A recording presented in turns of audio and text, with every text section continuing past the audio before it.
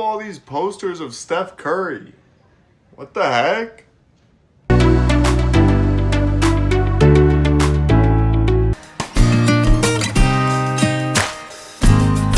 Welcome everybody to Across the Board, our new podcast.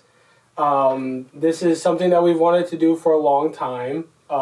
Myself, Nano, Nico, Matt.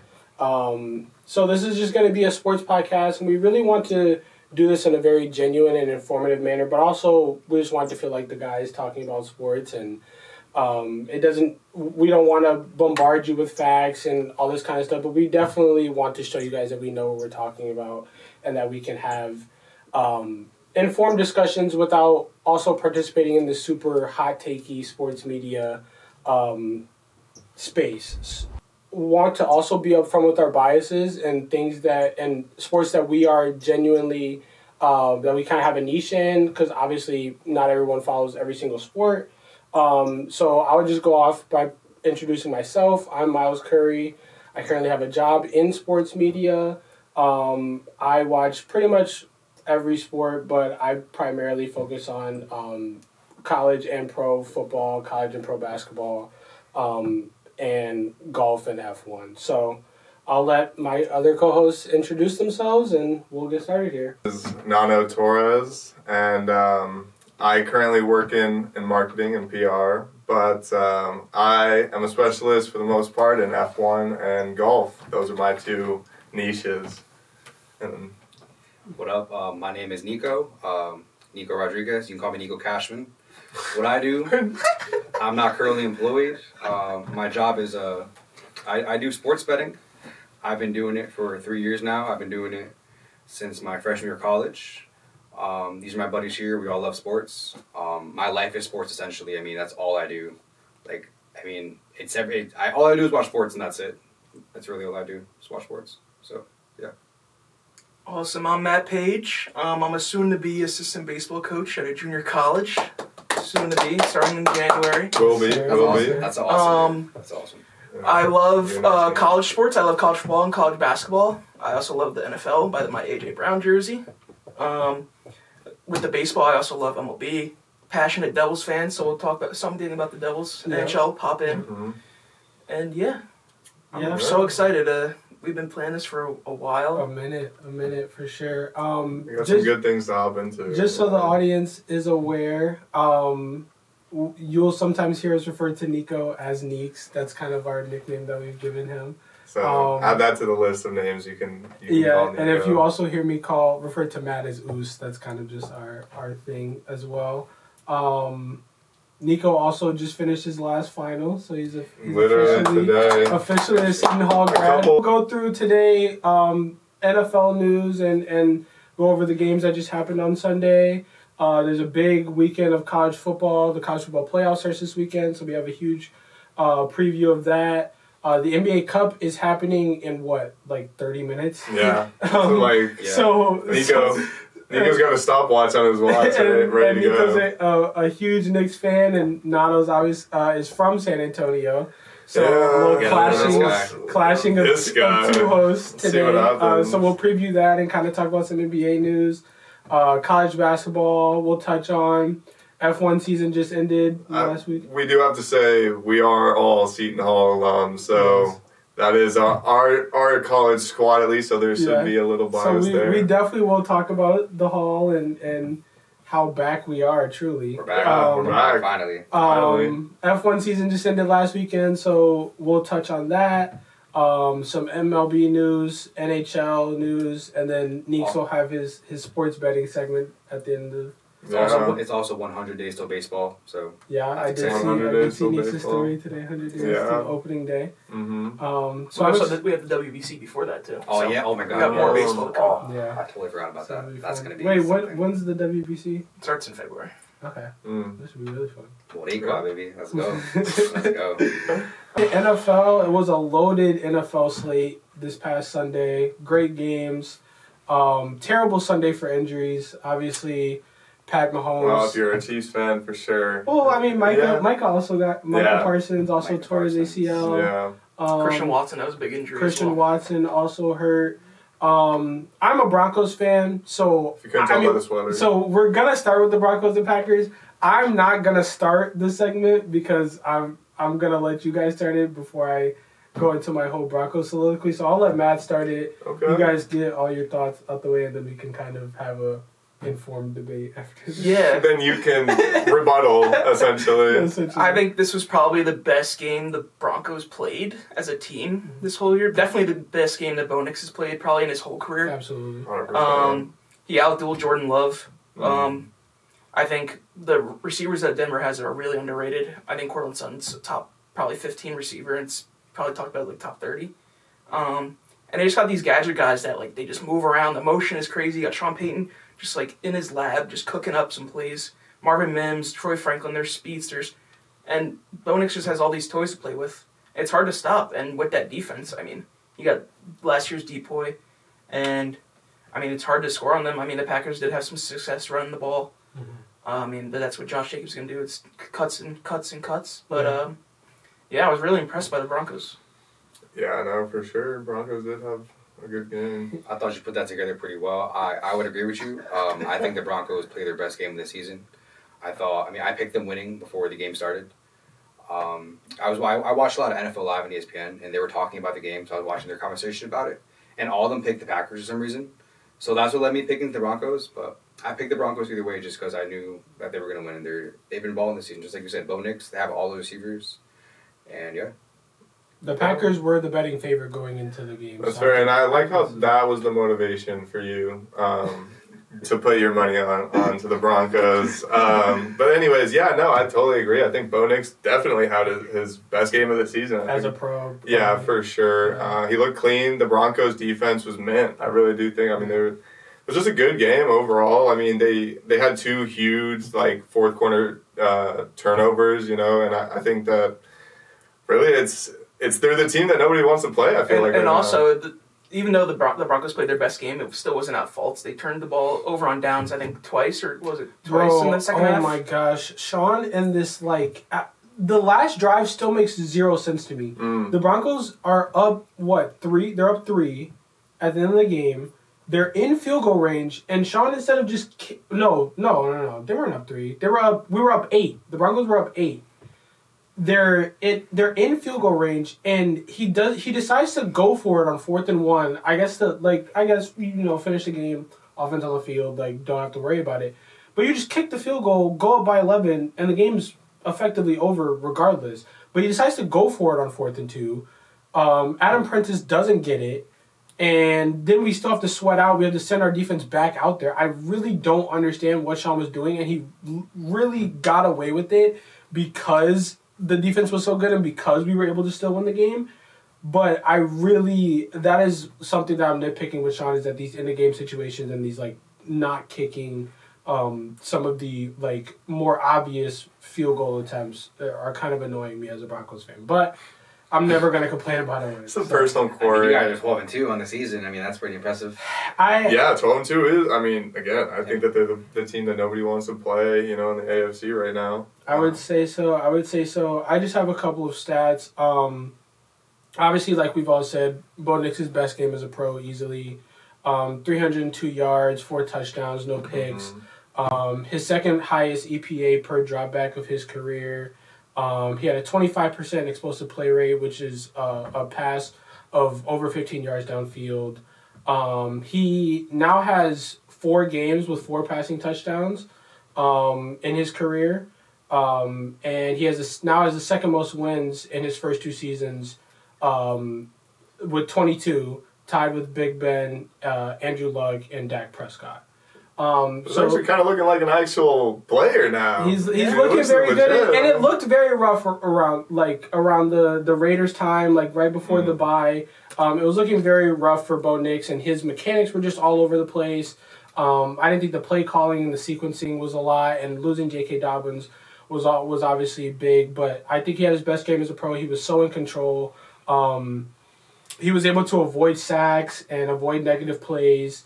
And I really can't give him any more credit. I like that you mentioned Cortland Sutton, because while Cortland Sutton is a wide receiver 100%, but I think what why people discount him is because he's not necessarily like a dynamic receiver. Like you're not throwing screen passes to Cortland Sutton, or you're not like he's not a rack guy. Like he's not a run after catch guy. But he's such a good possession receiver. Every time Bo Nix needs an outlet, I mean, his hands are there. he has incredible hands. He wins off the line.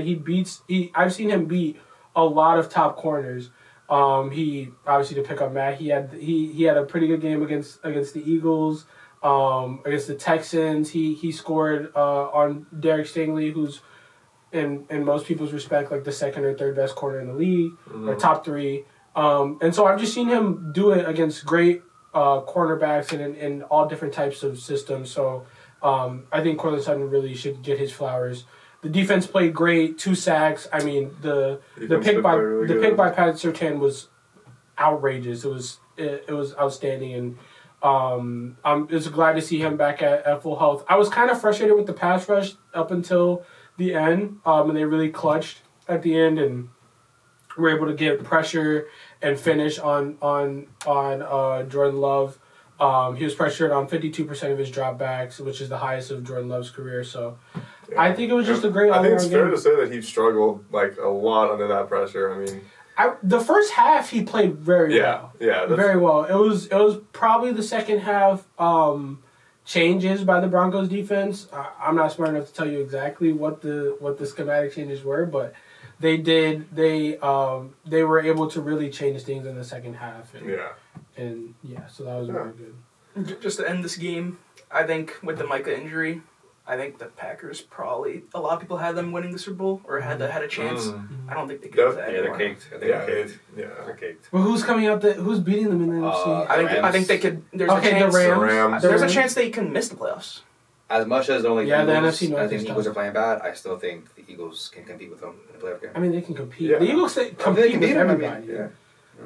I think they can beat them. But is their shot going to the Super Bowl kind of over? I feel like. I mean. We talk about I don't think they could win. I don't think they're going to win the North. I don't think they can't win 3 games in a row. Yeah, they can't win 3 without Micah Parsons. They can't win 3 playoff games, and they have the Bears, the Ravens, and the Vikings. It's pretty hard coming up. I got the Bears this weekend beating. Yeah, me too. All right. Well, talking about the Rams, what did you think about the Rams game, Nico? I thought the Rams game was pretty impressive. I mean, they just put up 40 on the Lions, and they're just putting up 40 every week. It seems.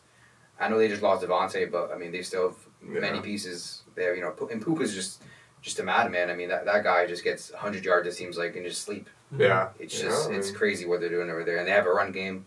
Blake Corum, Michigan man, and Kyrie Williams, They might be small, but those guys, man, they're little juggernauts. They got their running game. They ran for 159 yards and averaged 5.4 yards per carry.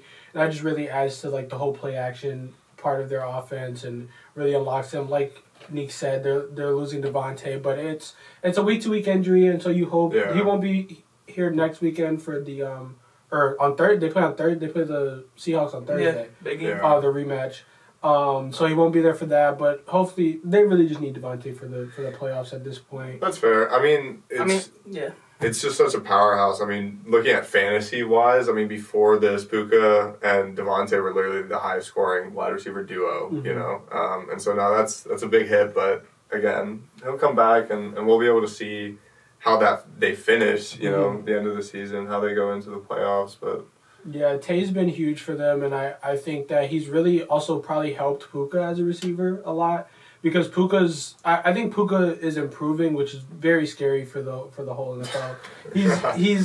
He's becoming a more refined route runner. He's always been great at the catch point and always had amazing hands and does so well for them blocking in McVay's system. But I think he's also learned a lot being with Devontae Adams now. Yeah, he's definitely a very well-rounded wide receiver. Yeah, absolutely. Just absolutely great route running, and he's kind of always there in a position when you need him. It's 3rd and 8, and you need that first down. Like, he's not only is he going to catch the ball, but he's going to go run, get the first down. You know what I mean? Exactly. Other than the one drop that I did see this game, he didn't have a drop. Yeah, and you said they need him for the playoffs, but I think these next 3 weeks are crucial for every team in the NFC. They play the Seahawks. If they lose that game, they can't afford to not win the West. Division, Yeah. Because if they go like last year, they went to Philly. It's terrible for them. They're It's definitely they're not a in LA, golden ticket. and it was snowing, and they fought. I mean, Matt Stafford, probably MVP of the season so MVP far. for sure.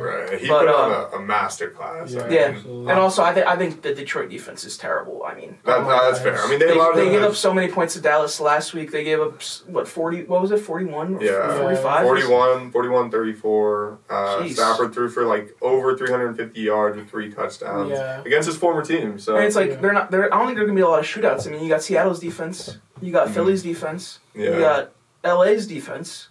it's going to be a lot more kind of run heavy, and I mean, we'll see what happens. And the snake in the grass is San Fran. I mean, they still have a shot at the 1 seed if they win out. Yeah. They could be So- 13-4. Really? I didn't even know They that. could be 13-4 and win the NFC. My question for you guys is: we're week 16. You know, two more weeks left of the regular season. Who do you guys think's like competitors? Because I would say this year is probably one of the most wide open things I've seen in my lifetime in the NFL. Absolutely. Yeah, again, like I said, nobody's got the golden ticket. I feel No one's got the golden ticket. I think I had a pretender in mind, but after this week, I think they are a contender now. I think that's Buffalo. I think Buffalo's really Buffalo's good. solid. Yeah, I think Josh Allen is going to go on a tear. Yeah. And you look at he's having a kid, so I mean, and there's no there's having a kid, yes, and there's no Mahomes to run through, yeah. and there might be no Lamar to run through either. yeah. Bengals are gone. This is the first time since '98 there's no Peyton Manning, Patrick Mahomes, or Tom Brady in the playoffs, Wow. which is pretty crazy. It's pretty crazy. to think That about. is crazy. I mean, yeah, it's low key You shaping don't know, up to he might come back. be Josh's year. You know, like he's got no. He's definitely the best quarterback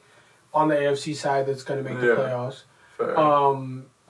I struggle with Buffalo's defense. Their run defense is horrendous. Like the Patriots just like we'll get to that game in a second, but the Patriots just ran roughshod over them. If they kept themselves in a position where they could just run the ball, they were gonna continue to be successful. I think they lost that game because they got away from running the ball a little bit. We'll touch on that later, but I do think as a Broncos fan, the team and the person that I'm most scared of is Josh Allen and the Buffalo Bills for sure. Yeah. I will say with the Rams, the only thing that's holding me back is their corners. I think their corners are very gettable. Their front seven is really good, like Verse and who's their other? I'm blanking on their other pass. Byron Young, are both insane, and so they obviously have the pass rush, but I don't know how well their corners are going to hold up in 3 or 4 playoff games. So I that's my only point of caution with them. But they check all the other boxes, and Stafford has my MVP vote. So, any other notes on that game? No, No, not if really. Emmanuel Forbes sees AJ Brown in the playoffs, it's gonna That's what I'm saying. Like, so it's over. Like it really doesn't matter. Move to the game that I touched on before, New England and Buffalo. Huge comeback for the Bills. Was 21-0 at one point in the game, and the pass just kind of collapsed in the second half. I mean, they did not run the ball as much as they did in the first half, which got them out to the lead. And I really think this is encapsulated with their second drive in the third quarter.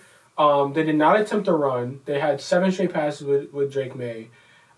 He completed 3 of those passes, and then the last one was picked off. Yeah. They had 2 offensive line penalties. Their offensive line is decimated by injuries right now. Their whole left side of their offensive line is like gone. Will Campbell's supposed to come back, I think, either next week or when the playoffs start. So that'll hopefully give them some hope. And then their very next offensive play, Travion Henderson goes for a 65-yard touchdown. So I just don't know why they didn't keep running the ball. Other than that, the Bills played a great game. Allen played a great game.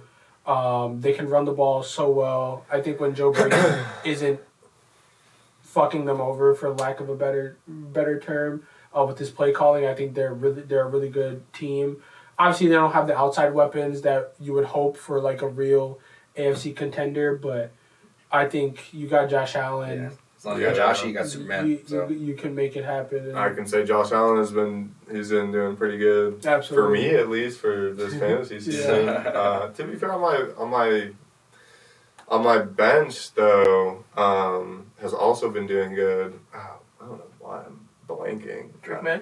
No, I wish I had drank right. No, Quarter is a quarter. Jacksonville. Oh, Trevor Lawrence. Trevor Lawrence, bro. Oh He my had 44 gosh. points last week. Yeah, he's on. I don't know why he's I on drank, but either these last 3 weeks. honestly, if I had put him in, I think that I would have taken the victory. I also fucked up. I didn't start Bo Nix or Troy Franklin. But yeah, you definitely would have beat me if you. I think I started Shador Sanders this week. Yeah, Nick started Shador. You started Shador and Judy, right? Yeah, I was on the playoffs. Oh, I was you started Judy I was too? like, let me give it a shot.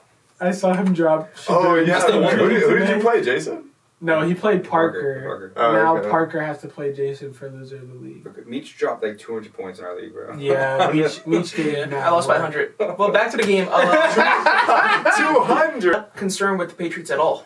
I think they're still going to win the East. I think they're my pick to win the AFC. I think Drake May is a guy that could hoist the Lombardi this year. I think their defense is stout for the most part. I think their secondary is pretty good. I love Travion Henderson. That was a home run hit. And the receivers, Keyshawn Boutte broke out this year. Yeah. Diggs is a veteran. He's got that chip on his shoulder. If they face Buffalo in the playoffs again, I don't think New England's losing that game. In New England, Yeah, I don't think it matters. I don't think it matters. That's true. They did win. Yeah, the Patriots, man, they're different, man. They're different. They're different for sure. My only thing is the offensive line, and even at full strength, their offensive line is still probably the Boy weakest. Campbell, bro. Will's really good, Oh, but everybody else on the offensive line is kind of iffy. So my only point of contention would be the offensive line. But they can beat anybody. They can beat absolutely anybody. And the Patriots are a really good team. So I personally am not a fan of the Bills. So I'm rooting for the Patriots. I can see that. But yeah, I that's my only point of contention is their offensive line. That's fair. If I had to buy stock in a team right now in the AFC, I gotta go with the Texans. I love their defense. Yes, sir. They're Yes, so good. sir. And their offense is a little questionable, but if you're giving up only 20 points a game, you got a good chance of winning any football game. Remember how loud it got when Davis Mills came in, and they started playing better. They were sucking, and then Davis Mills comes in. They win 2 games. They win a big primetime game against Buffalo. Yeah, But then everybody's like, well, this guy's gonna be the new starter. We're gonna make $100 million. But then now C.J. Stroud comes back. He's balling. Yeah, he's balling. He is balling. He's back to rookie, And he might be the most underrated quarterback in the league. Still, I've thought that for I think a couple a years lot now. just because of how loud it got in those everybody Davis wrote him Mills off. week. Yeah. I would say so. I would agree with that. Yes. Houston's heating up, bro. That defense is They're going to also travel. a team you don't want to play. Yeah. That defense is going to travel. I know Josh Allen doesn't want to see them in the playoffs. Oh yeah. And yeah, if they play the Patriots, that'd be scary for the Pats as well. So I would agree with you, Neeks. That is a very good little wild card team. Any other notes on Bills Patriots? Yeah, Caleb's him. Caleb Williams is the battle of the amazing. trenches, baby. He is absolutely amazing. Dude, imagine That the was a Bears great game. actually would go to the NFC Championship game. That'd be crazy. Yeah. It could Yeah. happen. Amazing. Happen. Oh, and you said Bo Nix was second best game by EPA per dropback. Yeah. Another quarterback had the best EPA per dropback of his career. Caleb Williams. No, Jalen Hurts. Oh. It was the Raiders. Did you see- Raiders. The Raiders had 75. Yeah. They had 75 total yards. Yeah. Ooh. 75? 75 for the entire game. Buccaneers. What were they? It was the shortest happening? NFL game of the Super Bowl era. The game lasted Yeah. 2.5 hours. Wow. The game was over in 2 seconds. 75 That's yards. Kenny Pickett ball, baby. Yeah, I was Super Bowl champ. lucky. Super Bowl I was champ. waiting to text our group chat. I was waiting for Kenny Pickett to just do something so I could be like, Kenny Pickett revenge game. He's a Jersey guy. I like the kid, but yeah, but it former was- Eagle, but it was bad. Former Eagles. terrible. Super Bowl champ, but They gotta get relegated, man. If there was relegation, they'll be yeah, relegated. it's hard. There It's was hard. It's hard relegation. between them and the Jets to see who's worse. yeah. Yeah. And yeah, who was the number 1 pick? The G-Men. Giants. We're in the city of New York right now. One pick. I'll like Mendoza over Dart. We probably wouldn't do that. Stop. And the it. Jets. It's gonna be Bro, quarterback soon. you were full dart. You were literally just full I dart. was never the foot dart. I remember I had a panic What? attack when they drafted it. Yeah, he was. You he did have a wasn't panic attack. necessarily I have the happy. video. I have the video of it. You wanted to dare, but at the same time, within like 2 games of him playing, you But Dark- said I mean, you that- gotta support the guy. I mean, whatever. Dark Yeah. can't stay Bash out him. the medical team. Yeah, dude, what's wrong with him? He's like Bro, every 'cause game. He thinks this Every is game, he dude. thinks What's this is wrong with him? literally war. Like he's going in this like I'm Bro, dying. him over and field today. him and Cam, bro, Scatterboo went on it full. Yeah. He hit. Well, it wasn't hit the- his fault, it wasn't his Yeah, fault. no, It was obviously freaking not. injury. But the way he runs, I mean, he's running into a brick wall every time. I mean, Yeah. you can only hit something so many times before it breaks. Exactly. Not to say that he, isn't going to come back and do really good, Yeah, but. exactly. Man. And It's New York enough needs giant it. stuff. New York, that hype, that power that he brings. I mean, Absolutely. absolutely. So I hope he comes back soon so we see it again. But Fire Joe Shane. But to the college football playoff, couple big games this weekend. 4 of them. Yep, 4 of them. 2 of them worth watching, to be honest. I don't think anyone's really interested in Oregon JMU. My only question is Oregon covering? Yeah. What's his brother? Side note, Yeah. my cousin's reffing this game. Watch the L.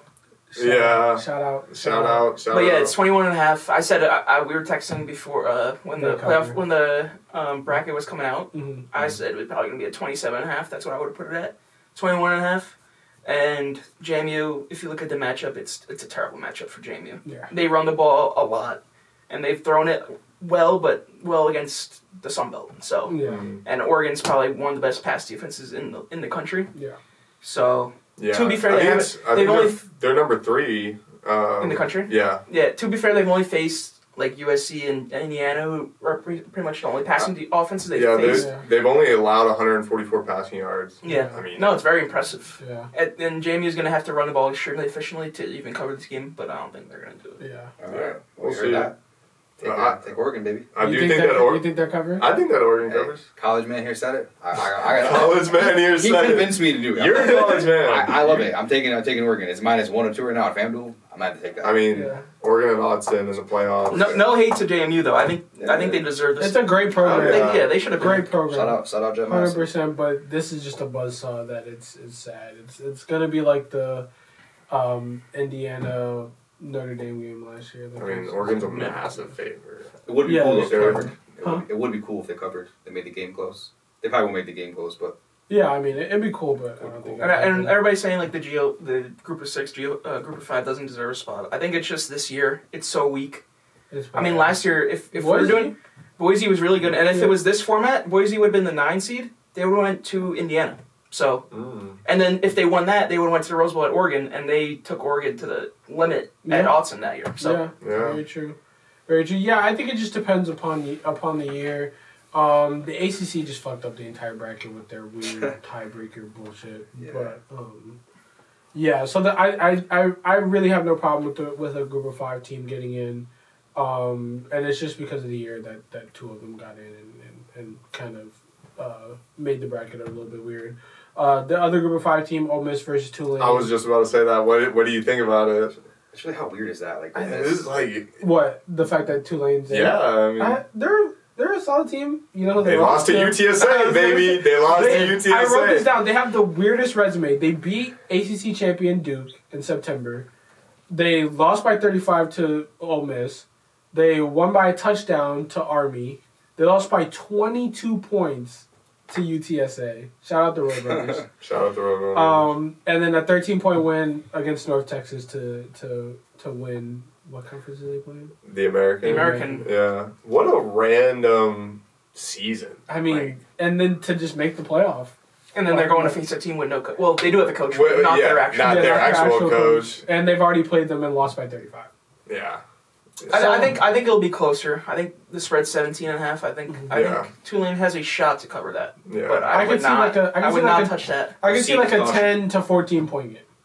I think Ole Miss is gonna put it on them. Yeah, I'm Yeah. really just interested to I mean, see how even the without their head coach. Yeah, their I new still assistant. think they're gonna be. I think this game the offense is gonna hum Yeah. with an extra week to prepare if they're facing. I don't know who they face. Who's 3? Georgia. That's Yeah. tough. That's tough. I don't That's think they tough. have. That's tough, but they were in the regular season. They were a couple of snaps away from beating Georgia, so you never know. But we'll wait till they take care of business this week to go back to it. I really just want to see how the whole operation looks without Kiffin, but like Matt said, The Kiffin Void, man. I mean, I'm pretty confident that they'll be able to to do well this weekend. With having so much time, their offensive coordinator Lane let the offensive coordinator come back to call plays and all that kind of stuff. So I'm looking forward to that game for sure. I think it'll be another great game. Obviously, they've played in the regular season. Oklahoma went to Bryant-Denny Stadium and won. I looked back at that game, and Bama had a field goal blocked at the end of the first half, which is really the swing point and the difference in the game because Oklahoma ended up winning by 2 points. Mm-hmm. So Bama makes that field goal, field goal. 24-21. It was 3 points? Yeah. Sorry. If Bama makes that field goal tie game, you never know what happens. Oklahoma's defense is really good. Neither teams can run the ball, but Bama's putting so much pressure on Ty Simpson and the receivers to do well, and to push them along. And so I think I picked Bama as a winner. We're all picking a winner for this game and the next game. I picked Bama as a winner. I just trust Bama's infrastructure a little bit more. I know the defense of OU is tough, but Bama still showed in that first game that they can move the ball against them. I think it'll be a really close game, but I do think Bama wins. I got some stats here. OU's 0-4 in college football playoff history. Both teams are top 12 in defensive points per game and yards per game. Oklahoma has the fewest points per game by a 10-win team in the whole country. Bama has only scored 18 points a game the last 4 SBS games. I said I trust OU's ground game a little bit more, so I'm going to go with Oklahoma in this one. Okay. I'm gonna have to go behind you. I'm gonna say Oklahoma as well, purely off of vibes, honestly. I mean, Bama had -3 rushing yards. Yeah, they held them to literally negative. It was gross. It was really gross. -0. I mean, it was disgusting. But yeah, I think that Oklahoma's got a solid defense in my mind. Better defense always beats a better offense. So, I mean, I do agree with that. We'll see. I think that it still has a chance of being just a really ugly game. A lot of kind of weird things. Again, neither one of them's running game's very strong. So we'll kind of have to see how that plays out. But in terms of vibes, in terms of just kind of what I think, I'm going to go with Oklahoma. Yeah. Neeks, what do you think? I'd probably go Alabama because I picked them in my bracket. I mean, so you're also a Bama guy for the most part. Not anymore. My cousin goes to USC, so I don't really rock with them. Shout out the marching band. I do have Alabama. Shout out the marching band. Yeah, shout out the marching band. The real athletes on the field. For real. Shout out Lenore Sellers, staying with us. Facts. Peace. So you're going Bama. So 2 Bama, 2 OU. So we'll see. Yeah, I mean, after the emergency surgery. Yeah. A&M versus Miami. I think it's a very interesting game. My biggest thing here was which quarterback do you trust less, Marcel Reed or Carson Beck? I mean, both of them extremely mistake prone. Have great variance in their game. They're either great and we're like, oh, these are potential Heisman candidates, or they suck and we're like, geez, like how is this person starting at such a prestigious and good program? A&M was looking virtually unstoppable throughout the season up until UT game. They really can't get over that UT hump. They couldn't pull up, bro. They can't get over that UT hump. So I don't know. I mean, really. but A&M's offense is so explosive, and they run this great spread system with explosive wideouts. Casey Concepcion's very good, and obviously they have a mobile quarterback, and so they're really going to spread out this Miami defense. But Miami has a very good defense that has made plays all year, and they have great pass rushers, Ruben Bain, and they can hang in there. And I really don't know. It was really hard picking a winner for this game. I did pick A&M just because the game will be at Kyle Field in Aggie Land. Oh. Yeah. I really don't see Carson Beck walking in there. And that's the only thing I really think is Marcel Reed, he really is like the X factor at home. Like he averages 265 yards per game at home. And I think that Kyle Field is just electric. It really is. And it goes back to what you said. I mean, who do you trust less? I mean, the X factor at home. There's kind of nothing better than an Aggie playing at home. I mean, I hate the Aggies. I just want to put that out there. I hate the Aggies, but I will say, I think in terms of if you are an A&M guy, there's nothing better than an Aggie playing at home. So I'm gonna take A&M. I'm gonna go with the plus money. Take Miami. Okay. Take Backman. Malachi Tony. Yeah. Both these teams beat Notre Dame. Both are top 20 in time possession in the country. I think we said it. The quarterback battle is probably the X factor of this game. The A&M has in turnover margin they're 111th, so I'm gonna go with Miami. Okay. Okay. All right. Yeah. Do you? I mean, Beck, he's been steady, I think, this year, but it's really like... And I think A&M is probably the most overrated team in the country. Oh, I agree with you. I 100% agree with you. They pulled up to UT and we showed them. They didn't beat anybody all year, and then they had their one shot to beat somebody, and then they got pretty much dogged. It's really just can they handle the noise of Kyle Field? If they can drown that out... I mean, I would say, Carson Beck's pretty experienced. He's been in college football for a while. He's been in these stadiums before, so that's very true. But he's not the only player, you know. Yeah, They got them Florida boys, man. They got them Florida boys. They got it. I have no doubt, but I just... And I did not like Cristobal coming into this year at all. I think he did a great job with his team. He did. Mm-hmm. He did. Do we want to talk about Michigan? Yeah, I mean, you have to start that, but I think that we can. Okay, yeah. I have a name in mind. I think it should be easy hire, but you could say something. Yeah, so I'm a huge Michigan fan. I've been a Michigan fan since I was a kid. Very weird. When did Sherrill get fired? Sometime last week. It was like a Wednesday. So it's been less than a week at this point. Very weird week. I mean. The program is in tremendous flux right now. I would personally really like an offensive coach. I think Sharon was on the right track, but I mean this could just be me looking back on it, but I didn't really see him being the long-term answer at head coach anyway. I really want an offensive-minded head coach that can recruit and keep Bryce Underwood. I really want to keep Bryce and continue to surround him with talent. I think I would assume whoever's going to come in is going to fire Wink and bring in a new defensive coordinator. We'll see how the defense of structure changes. My only names were Kenny Dillingham, who gave a very emotional speech.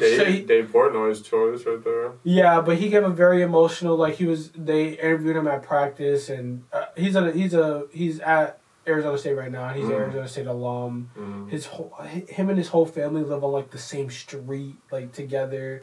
So he's not leaving. I think he's kind of He's kind of at home and feels very comfortable where he's at, which is totally fine. I respect that.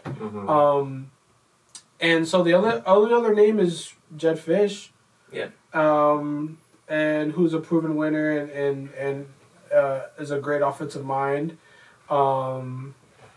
So less inspiring to me. Not as I think I think if they got Jed Fish, everybody should be up in arms. I think you should be throwing a parade if Jed Fish came. I'm gonna be happy. He turned around Arizona. They were 0-5 in 2020. Mm-hmm. They were 1-11. This first year was 2021. Mm-hmm. They were 1-11. 2 years later, they were 10-3. Yeah. And that's not a great program. No. And he goes to Washington. They were coming off a national championship, but they all left. Yeah. So and then they still scraped out a 7-5 season, and then this year they were pretty good. I mean, they're pretty good.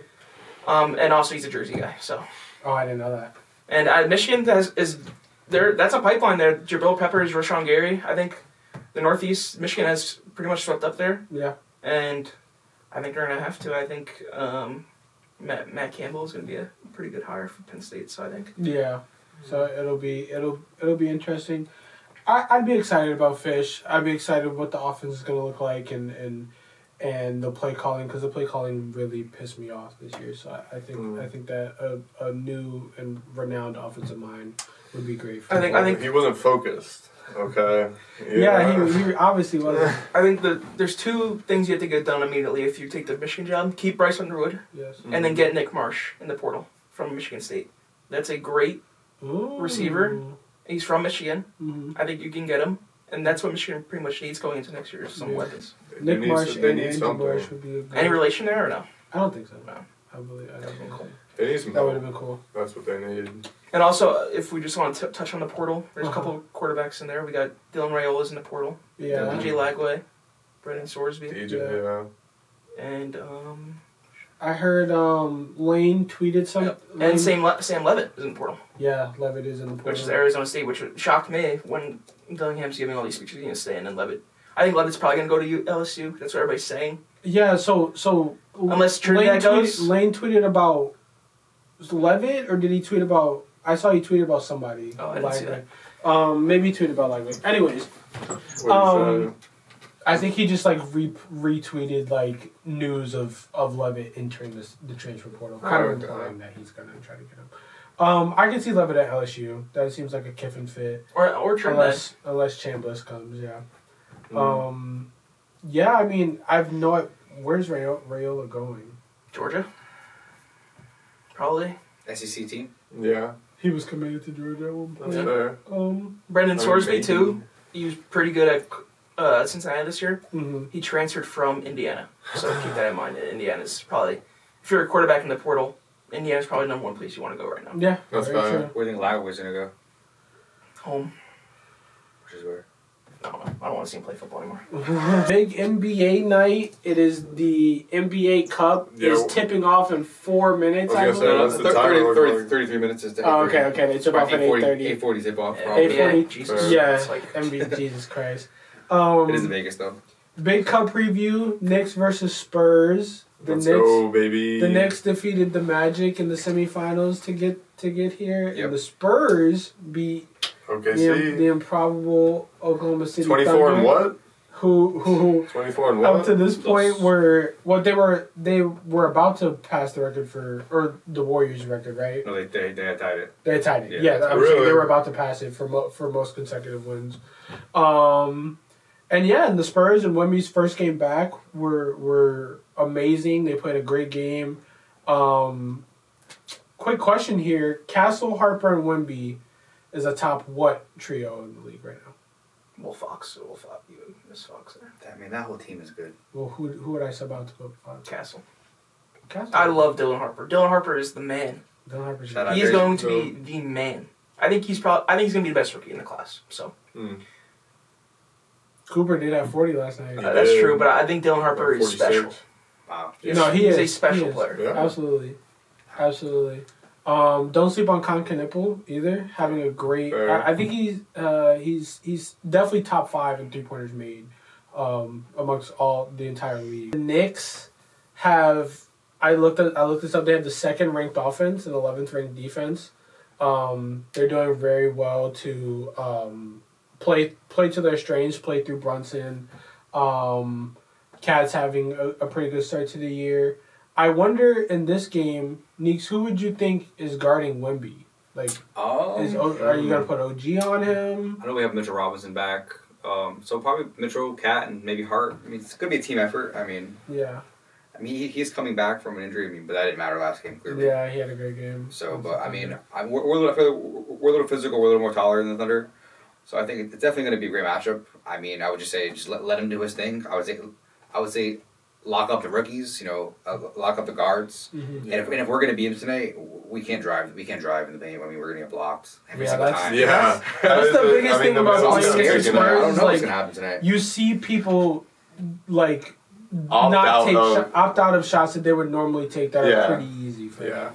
So I think that's I a mean, the big, middle's just so locked down. Yeah. So So we'll see. I mean, the Knicks really Brunson's. I mean, he's on a tear. I mean, Yeah, he's Brunson's a dog. 4 games, 30+ points. He Jalen dropped 40 on Orlando. So really, just if he does his thing, I mean, I think that the Knicks will be right there. But again, as a Spurs fan, I think that the Spurs are going to take it 100%. So speaking of this game tonight, a little parlay for tonight.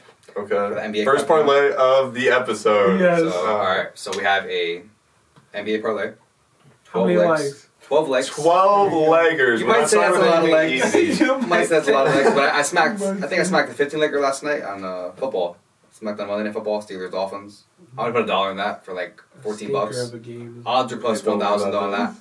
So the parlay we have Brunson 23, came off a 43-point game last game. That's gonna hit. We have Wemby for 14 points. I mean, it's 14 points. Well, that's like 7 field goals. Should get that.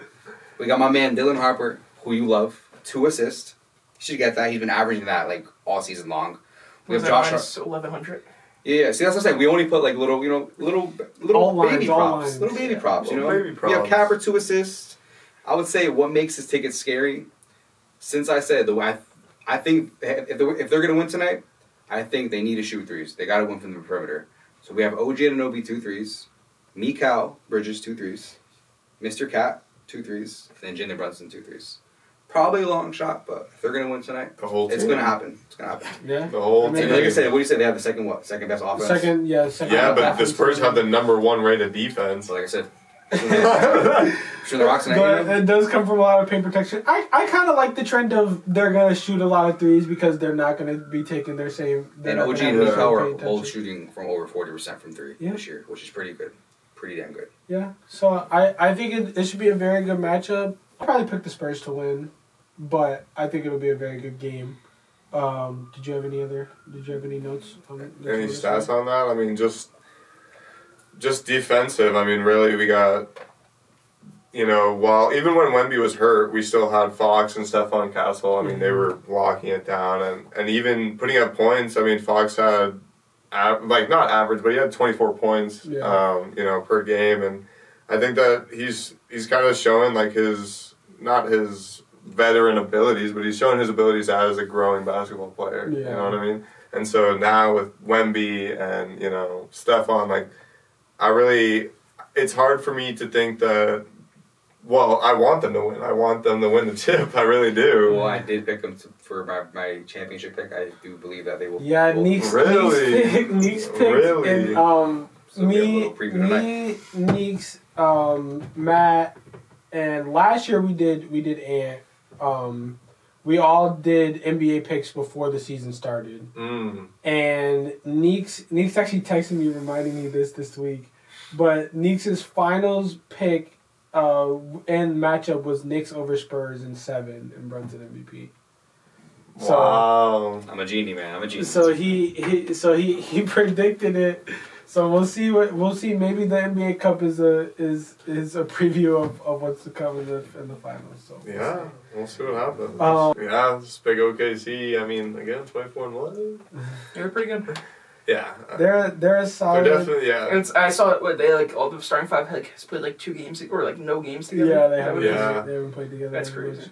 Yeah, and I believe if the Clippers keep losing, I think that Oklahoma will have Oh a my top 10 gosh, pick, they're gonna have like a Right, which yeah. is probably crazy to think about. top 10. I They could have like a top. And fucking 5, Thomas Sorber, their first round pick hasn't played yet. Nikola Topic 2 years ago hasn't played yet. Yeah. Bro, OKC's crazy. I mean, they lead the league in bench scoring. Like, what the? Yeah. What the And fuck? they have probably the best defensive bench too. Yeah, 44 points per average. I mean, that's insane. It's ridiculous. For a team that's never the same. You know what I mean? Mm-mm. It's like There's so much versatility. the guys at the gym. You pulled up to the Gold's gym. Those are who you're playing with.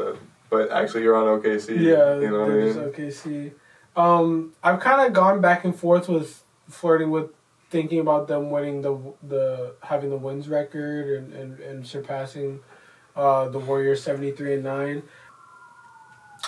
Neeks asked me last week, maybe 2 weeks ago, if I thought they were gonna pass. I said no. This whole past week, I was like, yeah, they're gonna break it. Like they're gonna surpass 73 wins, and they lost to the Spurs. And I've kind of been back on Dude, that's their second loss of the season. I get it. But Neeks 82 games is a long time. And they're young.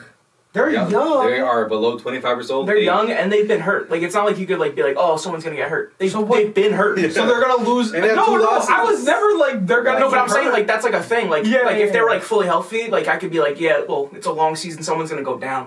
It's only inevitable. Jalen Williams has been out all year, and now Harkenstein's out. Yeah. They've been out. They haven't played together yet, and the ratings. They're probably the best team ever. Yeah, they are. They have the highest net rating of any That's team. nuts. So to say they're not gonna break it is like.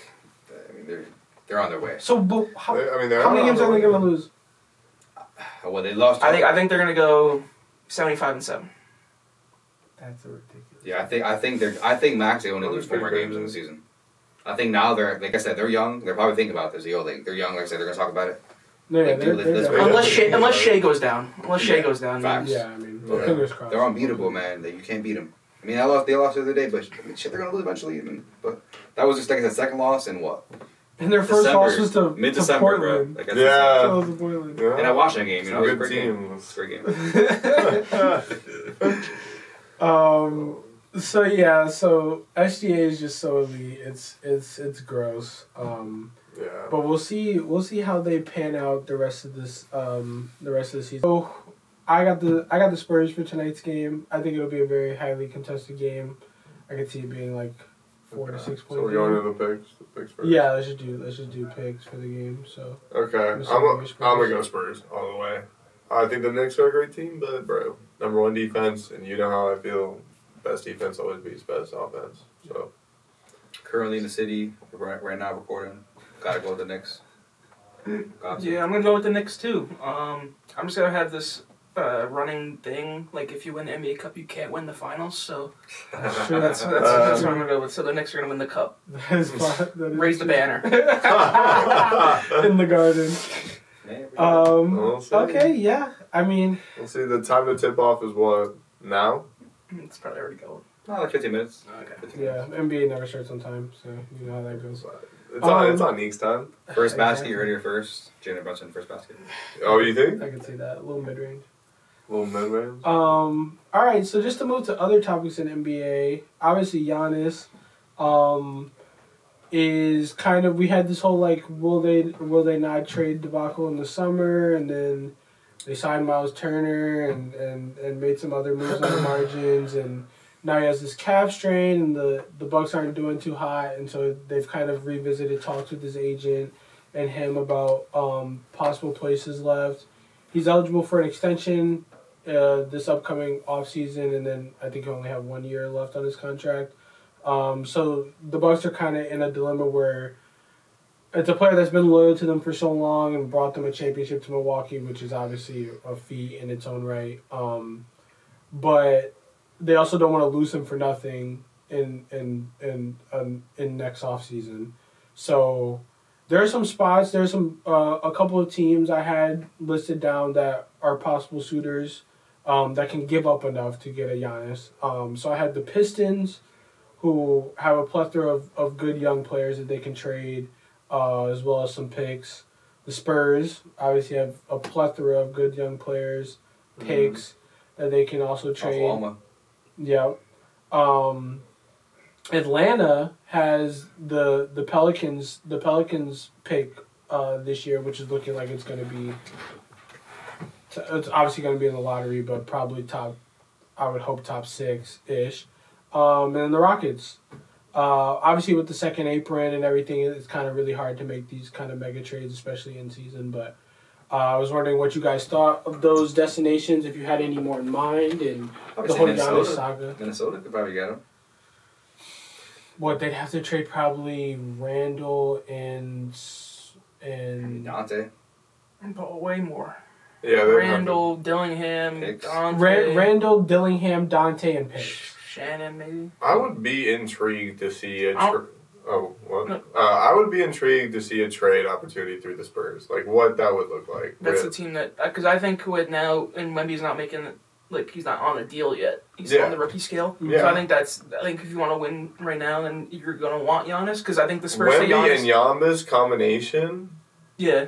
you're unstoppable. And I think that's, like, been a thing. I think, like, we've Really? heard Giannis and the Spurs. And they have, I mean- they could give up, and I think the Spurs are the team along with, I guess, OKC, but I don't think OKC can do that. They're not going to do it. But I think the Spurs are the best team to give up a lot and still be good. Yeah, I agree with you. They have a lot of, not a lot of, pawns, but they have a lot of good chess players that they can put out there. Yeah, You know what I mean? And absolutely. still be very safe. You'd have to give up Castle, probably, though. That I And was I think you're thinking comfortable that with doing that. Yeah, I mean, Yeah. you keep Harper. they would keep Harper. You They would keep Harper. keep, yeah, You keep Fox. You keep keep Fox. Fogg. I think if they gave up Castle, I mean that's definitely doable. I mean You give up This- Castle, Sohan, the Spurs are still safe. Right. Kevin Vassell. Johnson.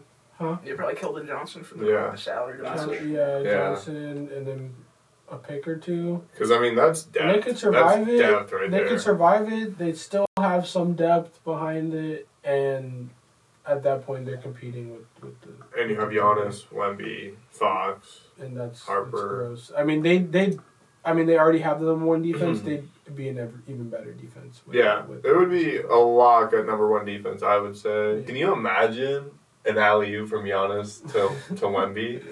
I think in this scenario, I think Giannis would play a lot of point guard. I do too. I agree. I think that he would take a lot of shots that he wouldn't normally do because they want him to go in. As long as they put adequate spacing around it. I think it would be like him playing with his brothers. I think it would just be chill. Oh, they would have to bring. Thanasis. They would have to bring Thanasis and the other. There's the third one. No. Alex or Kostas? No. I would love to see Giannis at La Gloria just chilling before games. That'd be pretty That fire. would be cool, bro. I That'd mean, be pretty fire. the openness of San Antonio, that is what you would see. Yeah, like Giannis and Wemby at La Gloria, Just at the chilling. Pearl, at the Giannis and river. his 12 kids. Yeah, At the facts. Pearl, just vibing. It'd be a vibe. Just truly magical, honestly. And another team, if they were going to go all in, I think Houston. I think Houston could probably Houston do it. could do Houston it. definitely Because could. I think they could do it, and then I don't think KD's going to be there a while. Yeah, so you got. So I think that's going to be like their new Yeah. face. Yeah, I agree. And I think that Houston has more to give up, meaning like they're not as safe as the Spurs, but I do think that the benefits completely outweigh, Yeah. So do you trade Sengun or do you trade Amen? Amen. 1,000%. I'm trading Sengun. No, you're bugging. Nah, I think But you can't Amen and Giannis couldn't work. That's like the same guy, but so Amen's like Sengun and Giannis, Giannis and KD are working. How? yeah. That would work. Why not? I mean, KD's doing his own thing. Remember, Giannis is doing his own thing. KD's doing his own thing. Sengun needs to play near the No, rim. he's a point center, bro. That guy, he averaged like 8 assists a game. Does he shoot? But then where do you put Giannis? You have I know he can No, shoot it, he's but a like dog, bro. so you got KD on but one what would corner. Amen and Giannis do? perimeter. I mean, I would say you get rid of Amen because Giannis can do what he does, but better. Can shoot and rebound. But you're putting more on Giannis's play, who's Bro, like I said, you have if hypothetically if KD's there, Sengun is there, and Giannis. Wherever KD's going, it's gonna be less on his plate. So yeah, absolutely. All right.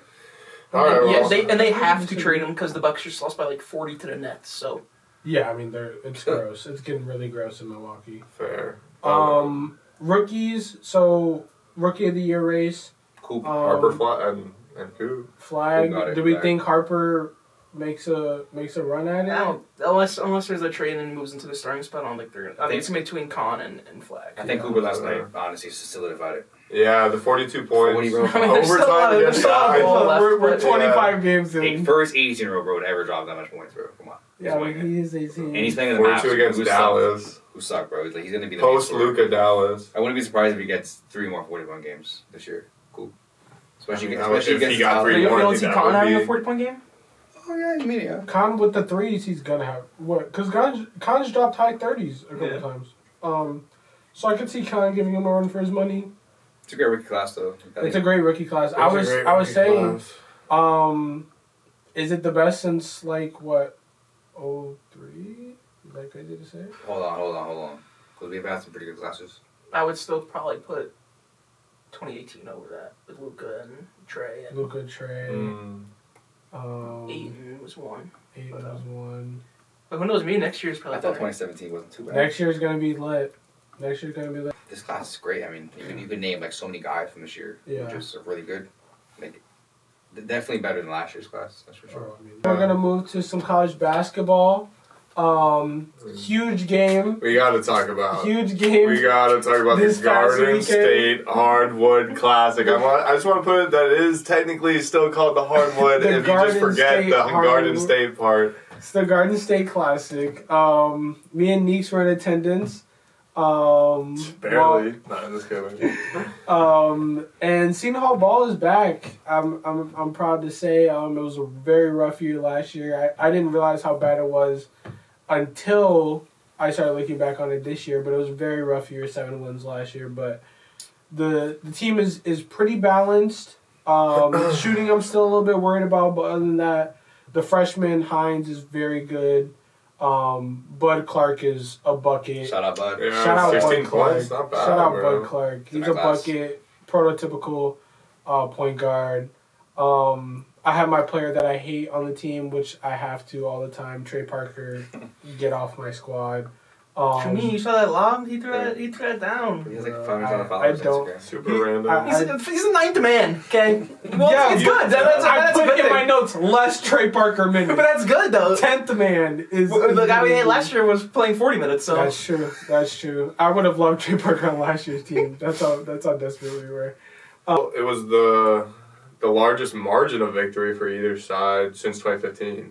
Oh, really? Yeah, actually. That's nice. The Pirates, I mean, obviously winning, against Rutgers, this is a huge thing, Yeah. especially for us Seton Hall guys. I mean, this is, at least solidifies for me that it was a decent season. Yeah. You know what I mean? Yeah. Like, I'm like, okay, well, we beat Rutgers. Like, I think that'll always be really good. And now, I mean, Rutgers is their 6th loss in 7th game. Yeah, Rutgers sucks. I mean, it's Yeah, they're pretty bad. they're pretty terrible. Their coach will be out of here soon. I would say college basketball is pretty good this year. I mean, I would say it's a lot of stars. My notes were, I think, Seton Hall won every battle. The turnover battle, the rebounding battle, Mm-hmm. assists, all of them. They all went to Seton Hall. I think maybe Rutgers hit like 2 more threes, but. Yeah, 7 assists and 4 steals. I mean, we're doing pretty good. No, yeah. I mean, the defense, no guards want to see this team. Yeah. It's full court. It's 40 minutes. It's hell Yeah. for the other team, and this couldn't have come at a better time because the Big East really needs the Pirates to be good because Yeah. the Big East The stinks. East The is Big falling East. apart. Marquette has had the Marquette biggest is fall off. sucks. They stink at hoops. They are bad. They cannot put the ball in the hoop. Who else? Xavier's coming along, but it's basically only UConn, St. John's, Villanova, Seton Hall, and Butler that have a Yeah, shot Butler. at the tournament. Like Yeah. not like they're getting in, a shot. Yeah. Probably Butler's probably gonna play themselves out. Villanova is probably gonna lose a couple games. I mean, Hopefully lose to Seton Hall. hopefully lose next Tuesday. Yeah. Facts. And Seton Hall, Seton Hall is Don't be there. very important 2 games. They're at Providence and then Villanova. Yeah. We'll see if they're 2-0 after that, and they're 12-1 going into Christmas. That is they're gonna feel very good about themselves. Yeah, Yeah. absolutely. 100%. Absolutely. So I'm glad our boys are back. Go Pirates. Yeah. Um, I'm just glad to see that our mascot was invited to the mascot versus kids during the Giants halftime. I will say that made me happy. UConn versus UT happened last Friday. Not really much to say. I mean, it was a kind of closely contested game. UT made it closer in the second half. Alex Caravan scored his 1,500th point as a UConn Husky. UConn just made timely plays, shot better. They were terrible from the free throw line. I saw they shot like under 50% or around 50%, which is pretty gross. Seton Hall last year. Yeah, exactly. But I love just watching UConn's ball movement ever since Hurley's been there, and they've been this elite level team. Their ball movement is just so great. They share the ball so well. So Yeah, I mean, they're back to number 5. Just under Sean Miller's, it's kind of a defensive nightmare. Yeah. You know, so. yeah, I hope Sean Miller does well at Texas. Get them back to where they're supposed to be and rightfully in like the college basketball landscape. I mean, I think it'll be a little bit of a transition year this year, but hopefully they'll be good and elite back into the elite tier in the future. I hope so too. I think they could sneak into her tournament. I think I said Texas hung around more than I thought, Yeah. especially and more than the box score shows because Texas did not shoot well at all. No. And their best player, Dalen Swain, put up 9 points. I expected way more than that. Mhm. But it was a 2-possession game with a minute left. Yeah. And them and the big man of Lukakaitis did not play well. Draymond Mark and Jordan Pope really made some shots to keep him in the game. In the SEC, I don't know if they're going to get enough wins to sneak into a tournament, but I think they're a frisky team. Yeah, they're a good team. That's fair.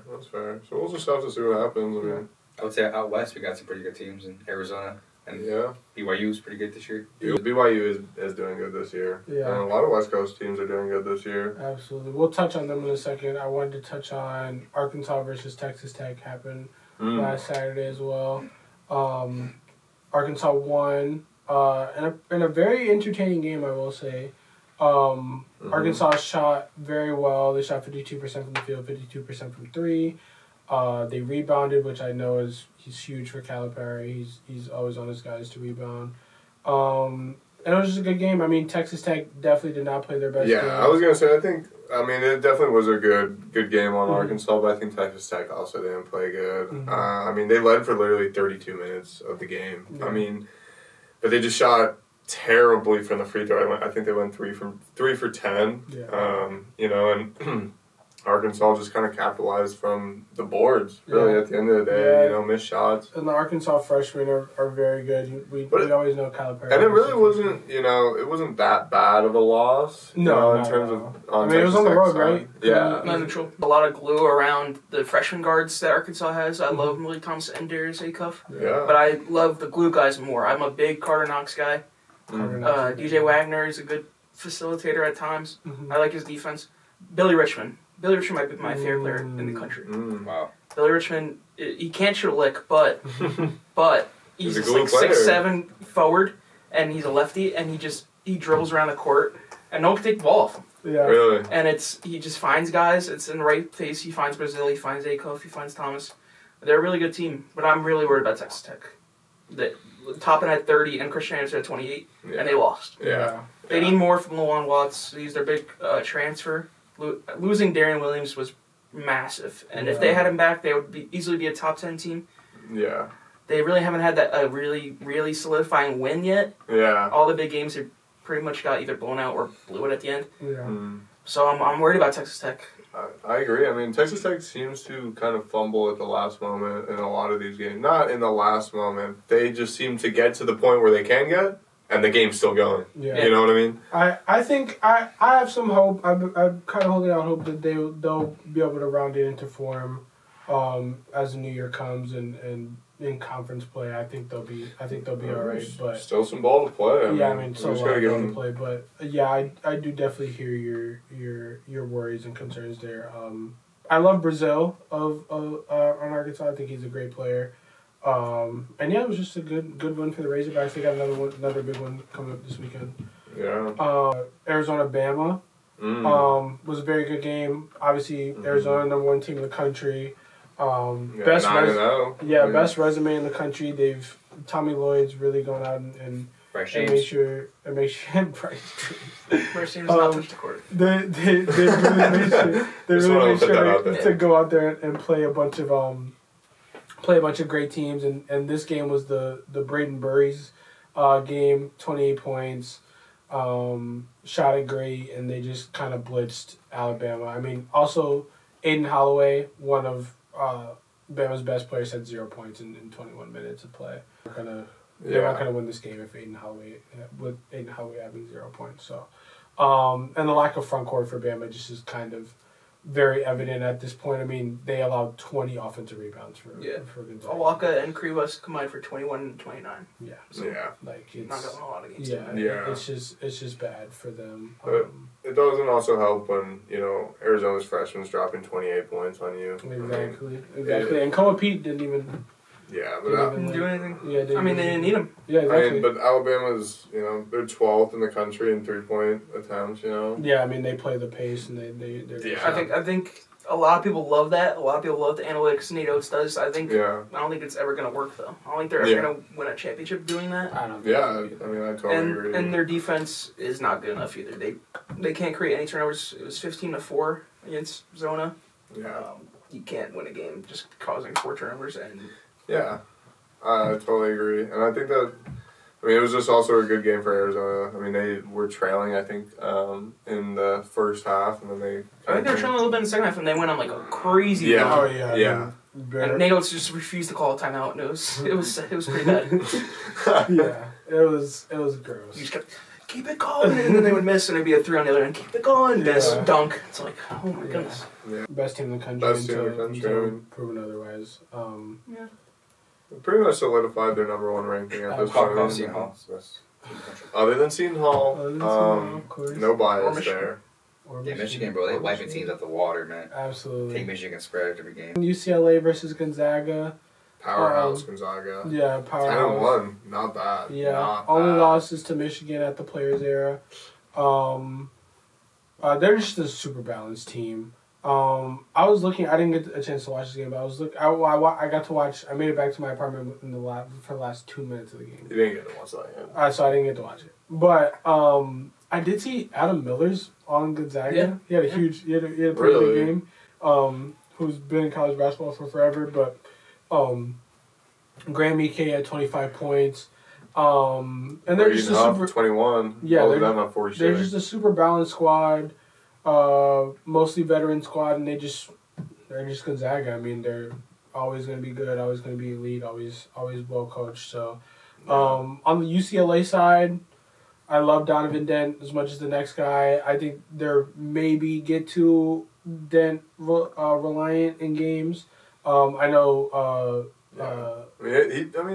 He still did good. 12 points, 10 assists. Yeah, I mean, he had a good all around game, but he has not found his jumper yet, and he was a great shooter last year at New Mexico, and he just hasn't found his shot yet. And I think once he does that, and they kind of work through these little kinks that they have, because they're kind of like Texas Tech in the sense that they haven't really won any of Like a solidifying win to make them be like, or make you be like, okay, yeah, Exactly. you're a good team. Exactly. So they haven't had that yet, but I'm sure it's coming for the Bruins, and yeah, it was just a good game. I mean, we'll see. I mean, UCLA's down 3 games in the last 5, Mhm. so Yeah. they got a lot of work to put in. Mhm. But again, like Texas Tech, there's still ball to play, and I think that it's a combination of one team playing really good and UCLA also just kind of fumbling. Yeah. You know. Yeah, I think UCLA is way too inconsistent right now. Yeah. Bilodeau had a great game against the Zags, but it's every game it's either or. It's either Dent's doing it, either Daly's doing it, or Bilodeau. It's not, they're all in sync, Yeah. Yeah. and it all starts with Dent. I mean, but he's very crafty around the rim, and he's good at finding guys. And I watched a lot of Donovan Dent last year. I was a big Louisville guy last year, Yeah. but I just don't know about that. I don't know if I like Mick a lot, but I just think this roster was not constructed very well. It wasn't. For Gonzaga, I think they're very good. I'm a bit hesitant in March, though, because of the guards as of now. Yeah. Mario Sansopuri is pretty good freshman. Mhm. I compared him to Michigan of last year. I think their front court is kind of like Wolf and Golden from last year. I would agree They have with the freshman guard like Donaldson, and they have Steel Venters, Tylen Grant Foster, Adam Miller, kind of like a Roddy Gale. Mm-hmm. So I think it's like kind of if the guards can get right and start hitting some shots, Sansopuri he needs to start. He's playing his role right now, but he's gonna have that game. There's gonna be a game in March where he's gonna have to make tough shots, Yeah. and I don't think they're gonna be able to do that.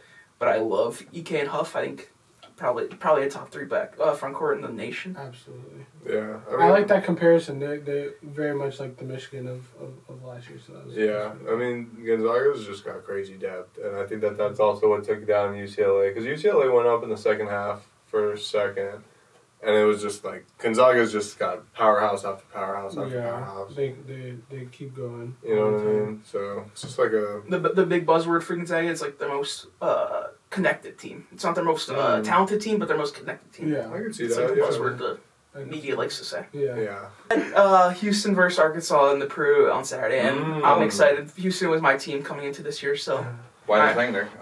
it's just a neutral site. Oh, nice. Yeah. All right. Yeah.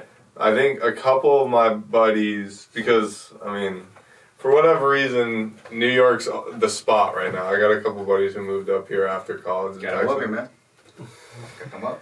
See, I did the opposite. I was here for college. I then left. I went back to Texas. But yeah, so now all of my Texas buddies are like, bro, New York is the shit. And so, because I have a couple buddies, Pat, who we know, who played on the Seton Hall golf team. Shout out Pat. Shout out Pat. He's up here, a couple other people that I know. And it just seems like everybody at Texas Tech is now like, oh shit, I gotta go up to New York. I gotta go. And so this game gave them the perfect opportunity. Yeah. So they're gonna be flooding the pool. Yeah, flooding the F1. Yeah. Yeah. We'll do a little bit of F1. End of the season. End Kind of of season. what we're looking forward to in the beginning of the 2026 season. You guys don't know this, but we at least are huge Lewis Hamilton fans. Mhm. So what that means as Lewis Hamilton fans, Ferrari 2026 making some big changes, new teams coming in.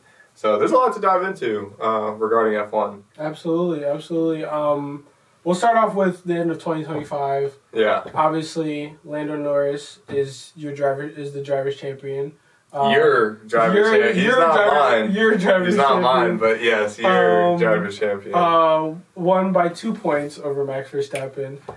Technically came in third in the last race, Yeah, but won the championship by 2 points.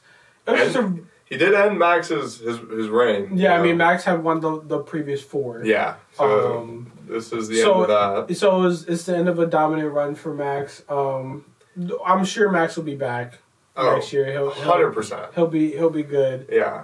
It was just a very weird year in F1. I mean, Ferrari was nowhere to be seen. I was gonna say, if you were a Lewis Hamilton or a Ferrari fan, this was Charles not. Leclerc. Charles Leclerc was nowhere to be seen. I mean, I saw Leo Leclerc more than Charles. I swear. It was like the first time in a couple of years that there 3 drivers had a chance at the championship. Yeah. Who's Oscar Piastri? Piastri. I'll show you. He's an Australian. So just to give you guys guy. He's an Aussie. He's an Aussie. Just He's to not give you guys my some favorite context. Aussie, but yeah. Just to give you guys some context, me and Nano watch a lot of F1. Nano actually got me into F1. Oh yeah. And these two are completely oblivious to anything F1. So our segments will probably go a lot like this, with them asking us questions about F1 and us just kind of answering them. Oscar Piastri, honestly, one of my favorite drivers in F1. I like him a lot more than I like Lando. McLaren is just a very messed up and weird team. They have these weird papaya rules, what they call them, in which they want both drivers to race each other, and there's no like team orders in the sense of like, oh, Lando's our number 1 driver, or Oscar's our number 1 driver. Unlike Red Bull, where Max Verstappen is the focus of the racing always program. Going to be it was about to be Oscar's first win, and Lando was leading the race, but they fucked up they undercut Oscar, so Lando was ahead when Oscar just pit and Lando kept going, and so basically the timing of when he went off the track and versus when he got passed by Lando was just so bad. And so they asked him to switch the spots, and Lando kind of like was on the radio like this is my win, mate. Yeah, so he really didn't really want to, and then he Tell him to catch up then. he let him pass at the end, like the last corner of the race. Yeah, and I think Lando's just that kind of a guy. He knows that he's really good. I mean, he's been in the same, kind of room as Leclerc and, Verstappen. He came up with all those guys, Yeah. And so he's in with, the best drivers of right now. But then there's also the part where it's like, okay, guy, like you are still one of the youngest drivers on the road. Like, you have to kind of humble yourself. Yeah. And I think that's kind of where him and Max have kind of always collided in that sense. And I don't think that him winning the Drivers' Championship is going to make that any better. It really will probably just make him more of an asshole. That's what I'm thinking. Lando's just kind of one of those, like, privileged, like, British kids that kind of just, like, got everything handed to him for the most part. And I mean, yes, he's had to work for. He's been a McLaren for like a decade or a little bit under a decade now. Yeah. And he's worked his way to this championship for sure. But it was definitely, once he got it, I think there's definitely been a couple moments that you can point to, media moments since then that you can be like, well, I think he's not gonna take this gracefully. Yeah. Which, I mean, you're the champion. You don't really have to. Yeah. And so we'll move past that. Yeah, we'll go past that. And I wrote in my notes, anybody but Max was nice. Yeah, fair. So we'll move into next season. The new regulations, new cars, more into like a hybrid era of Formula One. New network. Nice. New network. They're moving to Apple TV, which is a terrible move. For Apple TV's killing F1. I don't know. I read a couple of things. Might be a good move. But are more people going to watch it on ESPN, or are they going to watch on? But there's no add-on to. If you have Apple TV, you get all the races. Yeah. So and they had 45. Like, I realized it was 2025. Who has ESPN? Like, it's like cable against streaming. Yeah. How well does it do in like growing the sport? Like, That's is true. Is it That's better true. for growing the sport to be on ESPN? But I think that's what they just did for the last 5 years. I think that's what they were trying to do. That's true. And the Drive to I mean, Survive. I think the was Drive to well. Survive really was the growth. I mean, Is you the could growth. see when, because I've watched F1 for a long time, and and I haven't been as. It's the same thing with golf. It's just one of those things that like my dad was into, and so like he got me into it, but I didn't really ever care until I actually could start caring, And I think that the Drive to Survive, like I've noticed such a crazy difference, and even like. Because I went to Circuit of the Americas. I went to COTA 2 years before Drive to Survive came out. And, like, yes, it's always packed. But it's packed with enthusiasts. It's packed, with people are there to be 4 days spending with the cars, Yeah. They want to hear the engine, They park miles away. They walk. And now it's like, at least what I've seen is, you pull up for like the concerts. You pull up because there's, Justin Timberlake is playing at COTA, and it's like, oh, there's an F1 race tomorrow too. Yeah, also just happening. It's And more of like a social event. Yeah, and I think that is because Drive to Survive has brought in so many young people. I mean, like, almost everybody that I know has at least heard of it. Yeah, You know what I mean? Absolutely. And so I think it's just having that insider, like, thing for F1 was really good, and I think that they played it out really good. Yeah, Same thing that golf is doing. I mean, yeah, and they're continuing to do it. So I mean, Yeah. I think this Drive to Survive season will be very interesting as well. very much. So. But the new regulations, smaller cars, so it's supposed to be easier to overtake. Smaller / lighter. Yeah, lighter yeah. It's cars. more just it's less parts inside of the car. Yes. You know what I mean? So yeah, there's a couple things that you kind of have to look forward to. For instance, as you said, the weight drop. Mm-hmm. It's going to be there.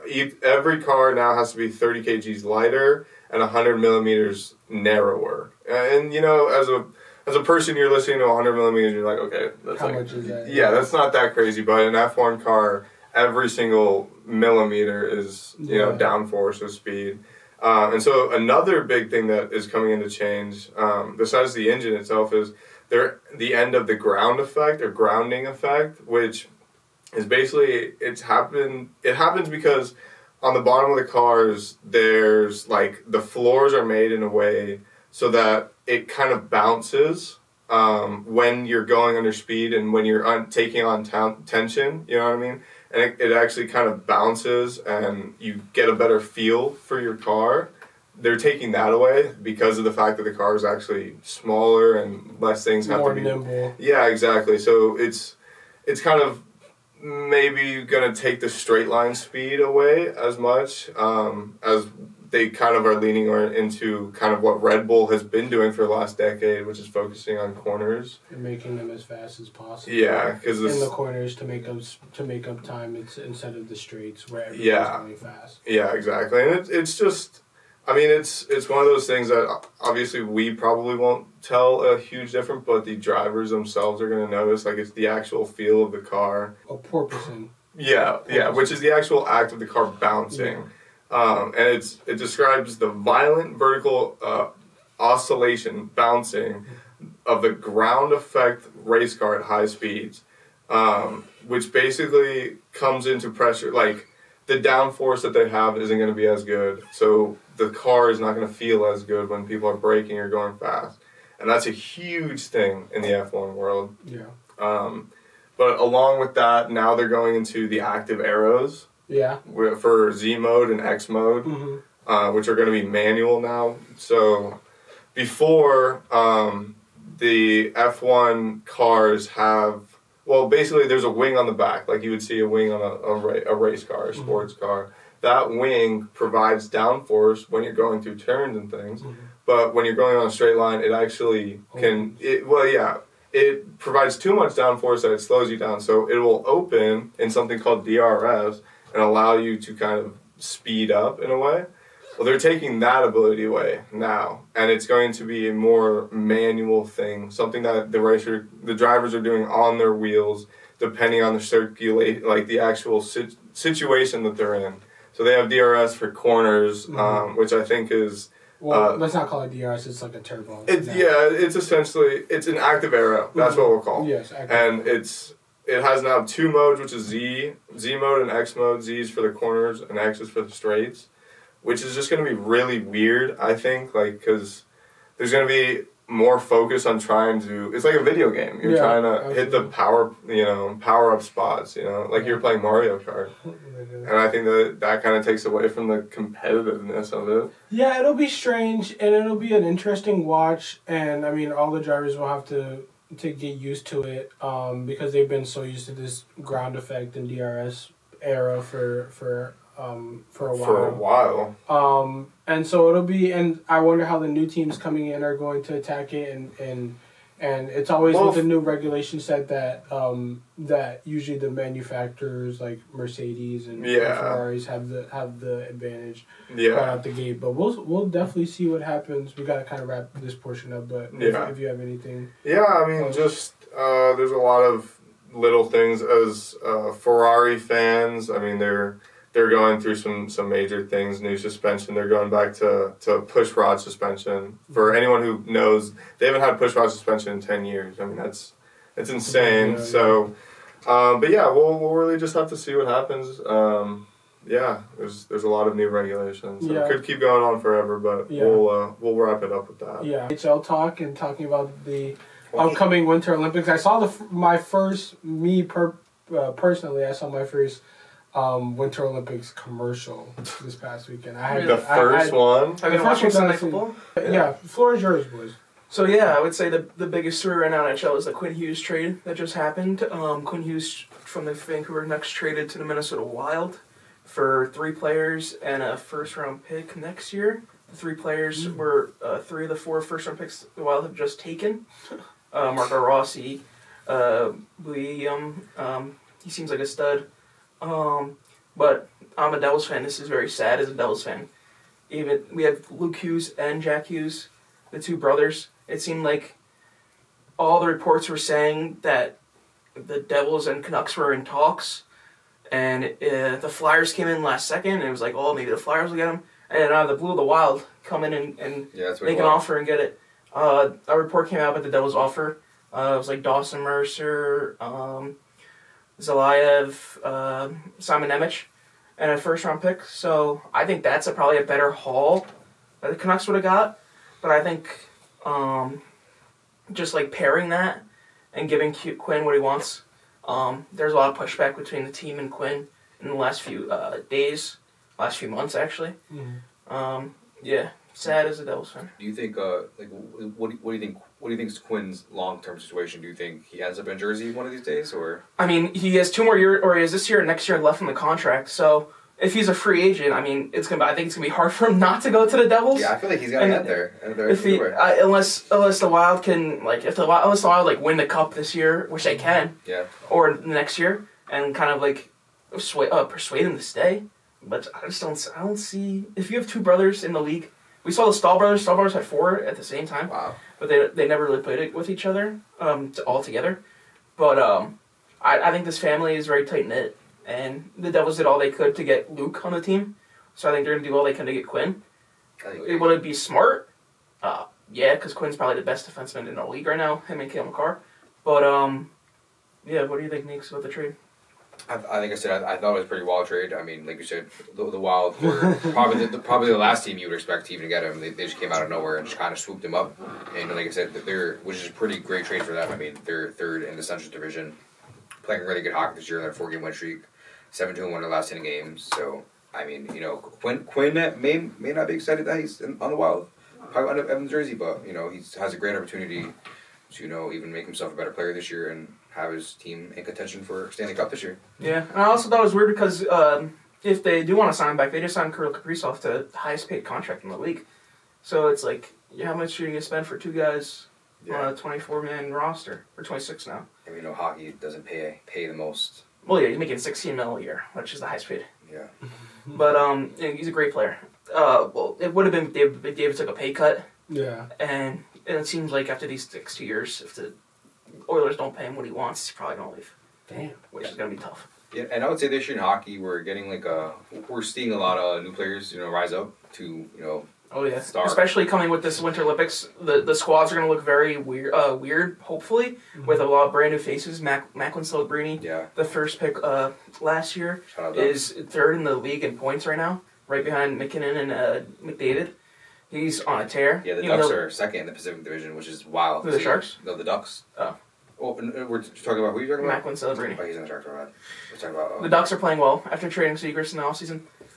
I think the Sharks are still not that good. Oh no. But They got a great player. yeah, they do have a great player. Hopefully, he's on the Canadian team. Do you think Matthew Schaefer? Are you guys gonna be on the Canadian Shout out team? Matthew Schaefer. That would be crazy. That would be Yeah. insane. Oh. He was just the first round pick. He's 18? Yeah, 18 years old. 18 years old. He's Those 18 hockey years old. players are crazy. He just turned 18 years old. I mean, this year. from the what I've looked into from the NHL, I think in terms of the Olympics, U.S. versus Canada is going to be insane. Yeah, Okay. it's Like, always it- insane. always Is insane. Bedard Canadian? Yeah, Bedard's gonna be. Oh my Oh, god, we're bro. fun. He's on my fantasy team. He's What do you mean? Hopefully all the Hughes brothers are on the on the that's U.S. true. team. Luke's probably not gonna make it, but you got Austin Matthews. You got a bunch of other guys. I mean, Yeah. Well, I know that the Chucks are hurt right now, but I know Brady's yeah. back. Hopefully they'll be back. I have Matthew on my fantasy team. Hopefully Jack's back too. Gone all By year. this time. So, But yeah, the Canadian team seems very stacked right now. Probably as stacked as they've probably ever been since 2010, since 2010 Olympics, which was Sid the Kid in his prime. Yeah. But I'm so excited. The Four Nations that they replaced the All-Star game with last year was unbelievable. Yeah, That was really cool. We Yeah. watched it all together at the house. Yeah, Yeah, that was It really was cool. unbelievable. Was a Was it great open game. ring? Was the Outdoor? Outdoor, yeah. Was it? No, outdoor? it was indoors, but it was strictly I think NHL. the stadium series. Sorry. Yeah. It was strictly NHL guys, which Yeah. made it really well Yeah. good, Mm-hmm. and it was insane. The games were quite incredible, and Canada won. Canada did win. Yeah. They did. Oh yeah, They they won the won in final. Boston, right? Or, It yeah. was Boston, yeah. Yeah, I remember that because I was like, bruh, you're really gonna lose at home. Metro division right now is like so jumbled up. I've never seen anything like it. How many points separate the first place and last? Separate first place. So 44 points for the Hurricanes. Last place, Blue Jackets don't count, obviously, but the Rangers have 36. 36 points. So from first to seventh, that's a 4-game difference Yeah. in one division, which is crazy. That is nuts. It looks like the Hurricanes are probably my favorite in the East right now. They're playing very good puck. I would agree. I would say they're probably the favorite in the East, overall East, yeah. Again, I don't think this is Toronto's year either. Hopefully. When is it their year? I said again, it's not their year. Hopefully, New Jersey gets healthy and gets the defense is so bad right now. We're so banged up, and we went like 3 games without scoring a goal. It's a long season, though. I think you guys were good. So yeah, well, we started off so hot, and now we were first place by a ton. Well, not by a ton with Carolina, and now we're in 4th or 5th. It's crazy. Every time I look at the Kraken, bro, they lose. Oh yeah. Like, what are we doing, bro? We were in playoff contention last No, season, yeah. and now But right now, I would say the heart probably goes to McKinnon. I would say he's probably the best player in the league right now. Colorado still Yeah. playing really well. Islanders Aaron- beat them, by the way, in regulation. Yeah, they're Shout out first Islanders. place in the whole league. Shout out. shout out. Right in front of Dallas. They're division pals. So that's always and the I don't know if you guys know the NHL playoffs. It's by they sort them by division. Uh-huh. So it's like you have the top. There's 2 divisions. The top 3 in each go to playoffs. So that's 6, and the 2 wildcard teams go. Okay. But it's made so that each division winner plays a wildcard team, Mm-hmm. and then the second and third place in each division play each other. So like Mhm. imagine like it doesn't matter how many points you have. It's not 1 through 8. Yeah, no. So it's all by division. yeah. So a lot of people don't like that. A lot of people do because it creates a lot of rivalries. Yeah. Because Dallas and Colorado become such good rivals because they play all the time in the playoffs. Yeah. Mm. So, yeah, like that's the Devils Rangers too. So, yeah, that's pretty much it. That's just like I hate the Hurricane. They always knock us out every year. Same with the Devils. So annoying. Yeah, hopefully Seattle Kraken, shout out Kraken, come back.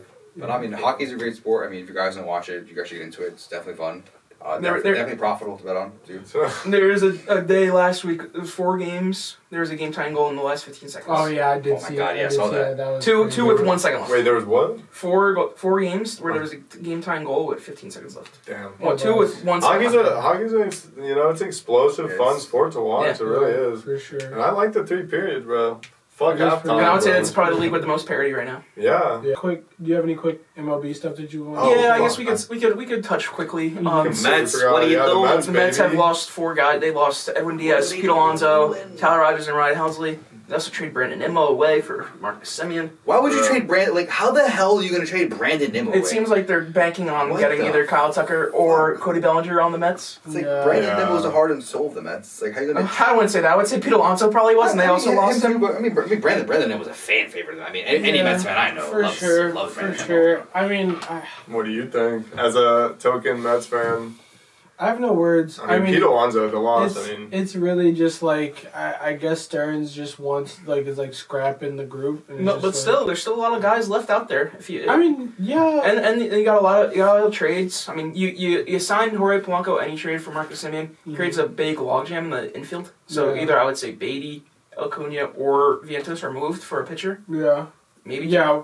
I need an arm so bad. Like Yeah. they need an arm. pitching Yeah. so badly.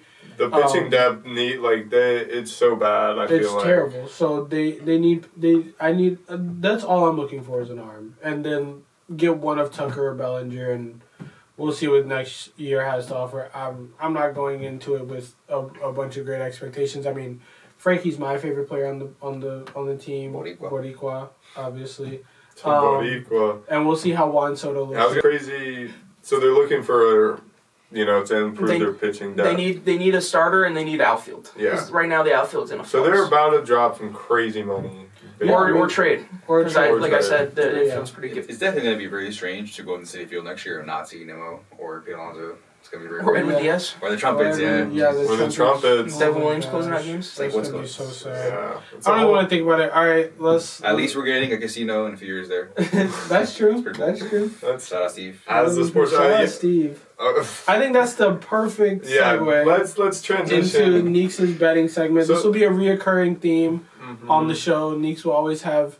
We'll kind of end with what Nico has in terms of parlays Plays of the week. this next week. But I also want to there are going to be some honorable mentions for Nico's loss by one parlay. Yeah, beats. the one-off. The one-offs. The bad beat one-offs. Yes, that will because definitely touch on. Nico he has some pretty famous ones. I'm the king of one-off, man. And so we're going to People have... can say that there's always one-off bets. Like, people say that, well, I'm always one-off, but, like, I'm legit actually always one-off. Okay. So let's hear, I guess, your parlays that you got for this week, and then one honorable one-off that you had this last week. Okay, so for the parlays for this week, well, I like the NFL game on Thursday, Lions-Rams. Should be a great game. And I'll probably go a 3-leg parlay for that game, which is probably definitely going to hit. Puka is going to get 70 yards receiving, well, no doubt. I'd probably go Blake Corum, 25 rushing yards. I don't think the Lions defense is that good. It's Seahawks. Seahawks. Oh my god, yes, yeah, my bad. And then I want to go Jackson Smith and Jigba for 60 receiving. I mean, he's been getting every week. He's like absolutely filthy this year. So I would say, yeah, Jackson Smith, 70 for 60. Blake Corum, 25, and then Puka for like 70. 60, 70. Okay, I like that. That's probably going to hit. I like that. That's fair. But, I love to bet. Like I said, I think everybody should do it safely, of course. It's fun. I mean, I really only gamble wager from $1 to $10. If I'm really, really feeling it, 50. I haven't done that in like God knows how long. But yeah, I mean, I like to just, I like to have fun. Like I said, I love to watch sports. It's my life. So like, why not gamble on it? Why not put up some parlays? Yeah. But yeah, that's what I do. I like to, long It's wagers. also, it's an analytical process for you. Oh yeah. I've seen Nico throughout the years. He's got a very famous iPad and notebook. Yeah, I have maybe over 10 notebooks worth of just bets over the last years. Just bets. I have a notes. librarian's worth of stats. He definitely does. I definitely know what I'm doing. All right. Well, so what's one notable one-off that you had this week? So That this hurt. weekend, that really you thought was gonna. I mean, so this year, hurtfully, I had a 24-leg parlay, I believe, 23 legs, and everything hit. And the only leg I had was Caleb Williams for 10 rushing yards. Oh. Mind you, I only put it because Okay. it was like an 80%, 90% prop. You were with him. Yeah, this is the same day. This was We the were all same at day. V-dubs, Giants game. and Caleb doesn't get it. And mind you, the next 10 games after that, he gets it. So yeah, it sucks. That was actually I wagered a lot. I wagered $25, but it was for a $1,700 payout. It was for a big payout, 1,700. It was tragic to be with. But it's right. You get back on the saddle and you keep going. Nico is, he has been officially shouted out by Fliff. Yes, I have There been. is some credibility to Nico's. He's up. He is Don't up worry for about the it. year. He's up. But He's up. yeah, Don't even ask- even worry. He just won Just on the know- Seton Hall game that we were at on Yeah, Saturday. We were yeah. sweating Seton the Hall. over and Seton Hall to cover. We were in a suite, and even the Rutgers fans were Yeah, rooting the with old guys in us. the suite were We're fans. rooting with us. Yeah. When Nice was rooting for the over. It was electric. It was a good watch for And- sure. What was the one you hit? How many cents for? Oh yeah, so my greatest triumph in betting was in June 24th, 2025. Exact date. Mark it. It was a 7-leg home run parlay on Fliff. I wagered 85 cents to win $4,976. The only thing that gets me mad about this is that I didn't wager more. But it's alright, it's alright. That's all So that matters. 100 days of baseball season, let's see if we can do it again. Facts. I think that we could finish off with that high note. I think Yes, that was a good point. But yeah, I think that's what we got for you today. I mean, obviously we could keep going forever and ever and ever about different stuff, but we'll spare you guys the time to listen for another video, another Yes, episode. Absolutely. We thank you to all of our viewers. We'll see how many we have. Yeah, my mom, hopefully this shout is- out. Hopefully this is weekly. Hopefully this is weekly. Hopefully This is the this first is of weekend. many. Yeah, I'd this like to is- thank my co-hosts, them caring So yeah, if you guys, tune into Across the Board, that's the name, right? across the board. Across the Board. Across the board, Sports This talk for the is- common man. this is the boardroom. You guys are the board, Yeah. and we have been across the board. Yes, and let us know what you guys want to see from us. Please anything like and different. share and Like and share and Yeah, smash that like button. smash that like Please. button. And subscribe.